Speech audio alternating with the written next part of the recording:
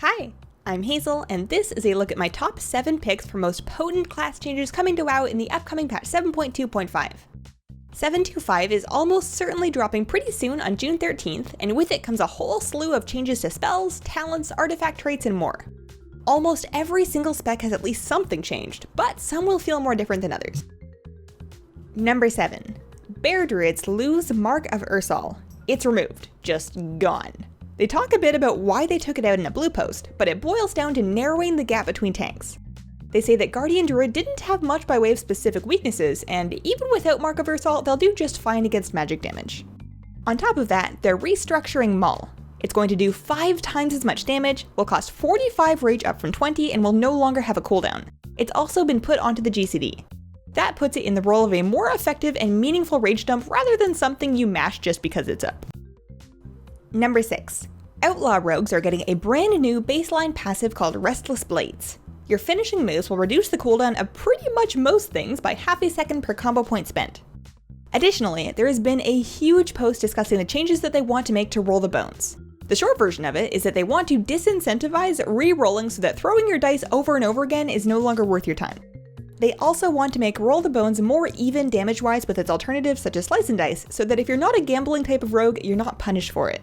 There is a huge discussion in a blue post about methods they could take towards these goals, but as far as I can see, nothing has made it officially into the PTR changes yet. Number 5. Resto Druids are seeing some major honor talent changes that really stuck out to me. Know that there are a ton of PvP talent adjustments to most classes in 7.2.5. This one is just a bit closer to my heart than most. Entangling Bark is coming back as an honor talent, replacing Fortifying Bark. Given how good Fort Bark was, this is probably an overall nerf, but hot damn have I missed Entangling Bark. Planning those free routes and then rationing them with your other kiting tools was a super fun aspect of playing an Druid in PvP, and I'm really glad to see them bringing it back. They're also redesigning Revitalize. Rather than always being up, it now has 2 charges that you apply to an ally when you cast Rejuvenate. Those charges are consumed when that ally receives a melee crit, extending the duration of Rejuve and healing them. That's a nerf, which gives Druids even more freedom to play around with Entangling Bark now that Fort Bark is gone. Number 4. Affliction Warlocks are getting a bunch of their stuff moved around. On top of a talent shuffle, they are seeing a massive nerf to Malefic Grasp. They discussed it in a blue post, and the gist of it is that it was overtuned and it was edging out the other talent choices in that row in situations where it shouldn't be. The last thing that stuck out to me in the Afflock changes is that Haunt is being reworked to be a valuable Soul Shard spender.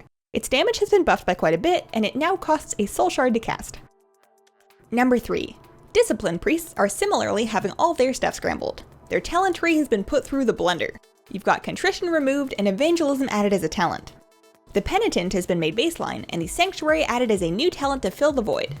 There's also a pretty significant change to Power Word Radiance. It heals 4 allies up from 2, has a shorter cast time, gets a big cooldown, and 2 charges.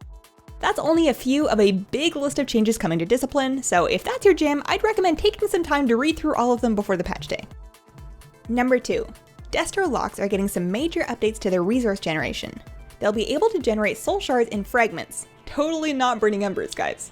Every baseline rotational spell will contribute to shard fragment generation, so you should have a steady stream of them.